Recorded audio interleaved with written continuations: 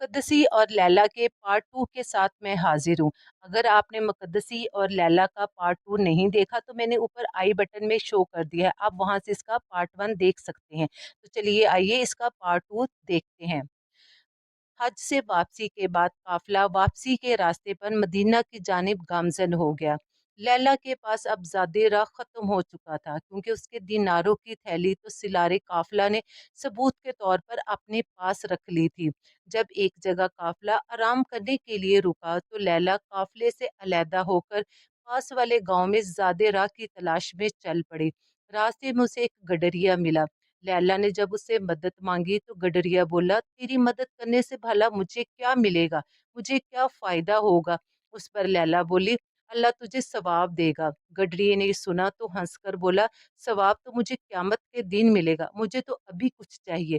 لیلا نے کہا، ابھی تو میرے پاس کچھ بھی نہیں ہے۔ جس پر گڈریا نے ایک معنی خیز مسکراہٹ سے لیلا کی جانب دیکھا اور کہا، تیرے پاس سب کچھ موجود ہے اور تیرے پاس ایک ایسا خزانہ ہے کہ اگر تو اس میں سے کچھ مجھے دے دے گی تو اس میں سے کوئی کمی نہیں آئے گی، تو سوچ لے، تیرے پر کوئی زور زبردستی نہیں ہے۔ لیلا نے اس کی منتیں کی مگر گڈریا اپنے مطالبے سے 1 انچ بھی پیچھے نہ ہٹا، جس پر لیلا مجبور ہو گئی اور ادھر پاس ہی ایک چٹان کی اوڑ میں اس نے گڈریے کا مطالبہ پورا کر دیا، جس پر گڈریے نے اسے مطلوبہ رقم ادا کر دی۔ لیلا گڈری سے فارغ ہو کر قافلے میں واپس چلی آئی۔ قافلہ دوبارہ اپنے سفر پہ روانہ ہو گیا۔ 2 دن کے بعد جب قافلہ آرام کرنے کے لیے رکا ہوا تھا تو لیلا رفع حاجت کے لیے ایک جانب چل پڑی۔ وہاں سے وہ فارغ ہو کر واپس آ رہی تھی تو راستے میں اسے ایک بوڑھا شخص ملا اور اس نے لیلا کا چہرہ غور سے دیکھا اور کہنے لگا، کیا تو حاملہ ہے؟ لیلا نے کہا، نہیں، میں حاملہ نہیں ہوں۔ جس پر وہ بوڑھا شخص بولا، مجھ سے جھوٹ نہ بول، کچھ دن پہلے جس گڈریے کے ساتھ تو نے زیادہ راہ کا سودا کیا تھا اس سے تجھے حمل ہو گیا ہے۔ یہ سن کر لیلا زور زور سے رونے لگی۔ اس پر وہ بوڑھا بولا، ارے پگلی، روتی کیوں ہو؟ اگر مجھے گڈریے کا حال معلوم ہے تو مجھے وہ سب کچھ بھی معلوم ہے جو تو کر چکی ہے۔ جس طرح تو نے پہلے مقدسی کے ساتھ فریب کیا تھا، یہ حمل بھی مقدسی کے سر تھوپ دے۔ لیلا یہ سن کر بے حد خوش ہوئی، قافلے میں واپس آئی اور آ کر شور بچانا شروع کر دیا۔ قافلے والے دوبارہ جمع ہوئے اور پوچھا، بول اب کیا ماجرا ہوا ہے، کیوں شور مچا رہی ہو؟ لیلا بولی، اس مقدسی نے میرے ساتھ بڑا ظلم کیا ہے، موقع دے کر مجھ سے چوری کا بدلہ لیا اور مجھ سے زنا بالجبر کیا ہے۔ میں مارے شرم کے خاموش رہی، مگر اب اس کی زیادتی کا اثر مجھ پر ظاہر ہو گیا ہے کہ میں حاملہ ہو گئی ہوں۔ یہ سنتے ہی قافلے والے دوبارہ مقدسی پہ ٹوٹ پڑے اور اسے لاتوں اور مکے مار مار کر بے حال کر دیا، مگر اس دفعہ بھی مقدسی نے زبان نہ کھولی، بس مار کھاتا رہا اور خاموشی سے لیلا کی جانب دیکھتا رہا۔ مدینہ منورہ قریب آ گیا۔ حضرت عمر فاروق رضی اللہ عنہ قافلے کے استقبال کے لیے موجود تھے۔ قافلہ رکا، لوگ ایک دوسرے سے ملنے لگے، مگر حضرت عمر تو مقدسی کو ڈھونڈ رہے تھے کہ اتنے میں امیر قافلہ حضرت عمر کے پاس آیا اور آ کر چوری اور زن بالجبر کے واقعات سنا دیے۔ حضرت عمر نے مقدسی کی طرف دیکھا جو خاموشی سے سب کچھ سن رہا تھا اور پابند سلاسل تھا۔ مقدسی کے چہرے پر مار پیٹ کے نشانات واضح تھے۔ حضرت عمر نے یہ سنتے ہی کہا، اے ظالم، یہ تو نے کیا کیا؟ تیرا ظاہر تو بڑا اچھا تھا مگر باطن اتنا گھنونا۔ باخدا میں تجھے وہ سزا دوں گا کہ تیرے جیسا کوئی اور شخص کسی دوسرے کو دھوکہ دینے کا سوچے گا بھی نہیں۔ مقدسی پھر خاموش رہا اور سنتا رہا، اس نے زبان تک نہ کھولی۔ اب لوگ جمع ہوتے چلے گئے کہ دیکھے اب مقدسی کو کیا سزا ملتی ہے۔ اتنے میں حضرت علی رضی اللہ عنہ بھی تشریف لے آئے۔ حضرت عمر نے سارا واقعہ حضرت علی کو سنایا۔ حضرت علی نے ایک نظر مقدسی کی طرف دیکھا جو پابند سلاسل نظریں جھکائے زمین کو دیکھ رہا تھا۔ اس پر حضرت علی بولے، میں علی بن ابی طالب گواہی دیتا ہوں کہ مقدسی نے نہ تو چوری کی ہے اور نہ زن بالجبر، یہ اس عورت کا مکر و فریب ہے۔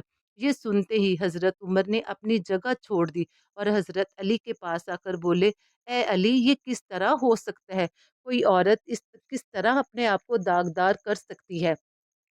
حضرت علی نے عورت کو اپنے پاس بلایا اور کہا، تو شرافت سے اپنی داستان سب کے سامنے بیان کر دے۔ عورت بولی، قافلے والوں نے میری تھیلی خود اس کے پاس سے برآمد کی ہے۔ چوری کا گواہ سارا قافلہ ہے اور زنا گواہوں کی موجودگی میں نہیں ہوتا۔ حضرت علی بولے تجھ پر اللہ کی لعنت، دونوں باتوں میں جھوٹ بول رہی ہے۔ پھر حضرت علی حضرت عمر کی طرف متوجہ ہوئے اور بولے اے امیر المومنین، اس نوجوان نے حج پر جانے سے پہلے آپ کو ایک امانت دی تھی۔ حضرت عمر بولے جی ہاں میرے پاس موجود ہے۔ اس پر حضرت علی بولے آپ وہ امانت منگوائیے۔ حضرت عمر نے وہ ڈبیا منگوا لی۔ اب حضرت علی نے عورت کو اپنے سامنے کھڑا کیا اور فرمایا اب میں جو پوچھتا ہوں صاف صاف بتاتی جا، ورنہ تجھے معلوم ہونا چاہیے کہ میں اس بھرے مجمع میں تیرے سارے کرتوت بھی ماں گواہوں کے کھول کے رکھ دوں گا۔ عورت کا جسم پسینے سے شرابور ہو گیا اور وہ خوف زدہ ہو گئی۔ اب حضرت علی نے پوچھا بتا کیا تو نے فلاں فلاں مقام پر مقدس کو گناہ کی دعوت نہیں دی تھی، اور جب اس نے انکار کیا تو نے اسے دھمکی دی کہ میں عورتوں والے مکر سے کام لوں گی؟ عورت بولی جی میں نے ایسا ہی کیا تھا۔ پھر تو نے ایک رات مقدسی کی شب بیداری کے بعد جب وہ سو رہا تھا تو اس کے سامان میں دیناروں کی تھیلی رکھ دی تھی۔ عورت بولی جی میں نے ایسا ہی کیا تھا۔ پھر تو نے قافلے والوں کو مقدسی کے سامان کی تلاشی لینے پر اکسایا اور کہا کہ مقدسی باہر سے آیا، اس کا ظاہر و باطن کے بارے میں ہمیں کچھ نہیں پتا۔ جس پر سالار قافلہ نے بڑے حیران ہو کر حضرت علی کی طرف دیکھا اور کہا جی اس نے بالکل یہی الفاظ بولے تھے۔ اب سارے مجمع پر سکوت چھا چکا تھا اور سارے حضرت علی اور اس عورت کی جانب حیران بھری نگاہوں کی طرف دیکھ رہے تھے کہ جیسے حضرت علی اس سارے معاملے میں ساتھ ساتھ چل رہے تھے۔ پھر حضرت علی نے عورت سے کہا جب تیرے پاس زادے راہ ختم ہو گیا تو ایک گڈریے سے ملی اور اس کے ساتھ تو نے زادے راہ کا سودا کیا؟ جس پر عورت بولی جی میں نے ایسا ہی کیا تھا۔ سب حیرانگی سے حضرت علی اور اس عورت کی گفتگو سن رہے تھے۔ پھر آپ نے عورت سے پوچھا تجھے راستے میں شیطان بھی ملا تھا؟ عورت بولی علی مجھے شیطان کس طرح مل سکتا ہے، میں نے کبھی شیطان کو نہیں دیکھا۔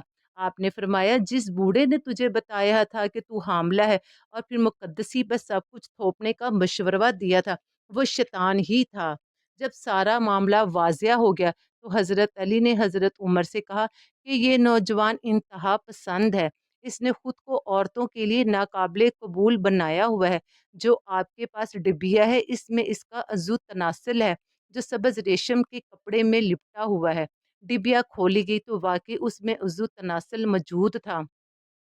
یہ دیکھ کر حضرت علی بے حد حیران ہوئے اور بعد میں انہوں نے حضرت عمر نے حضرت علی سے پوچھا کہ علی اب اس عورت کے ساتھ کیا سلوک کیا جائے؟ جس پر حضرت علی نے کہا کہ اس عورت کو یہودیوں کے قبرستان میں سینے تک دفن کر دیا جائے اور اسے بھی سنسار کیا گیا۔ یہ واقعہ حضرت علی کی کرامت تھی کہ اللہ نے آپ پر مقدسی کا حال کھول کر بیان کر دیا، اور شیطان نے جس طرح اللہ کے ایک نیک اور برگزیدہ بندے کو بدنام کرنے کی کوشش کی، مگر اللہ نے ساری دنیا کے سامنے اس کا حال واضح کر دیا تھا۔ مقدسی اور لیلا کا قصے کی پہل پارٹ 1 اگر آپ نے نہیں دیکھا تو میں نے اس کا کارڈ لگا دیا ہے، تو پلیز آپ ضرور دیکھ لیجئے گا اور چینل کو لائک اور سبسکرائب کرنا مت بھولیے گا۔ ملتے ہیں۔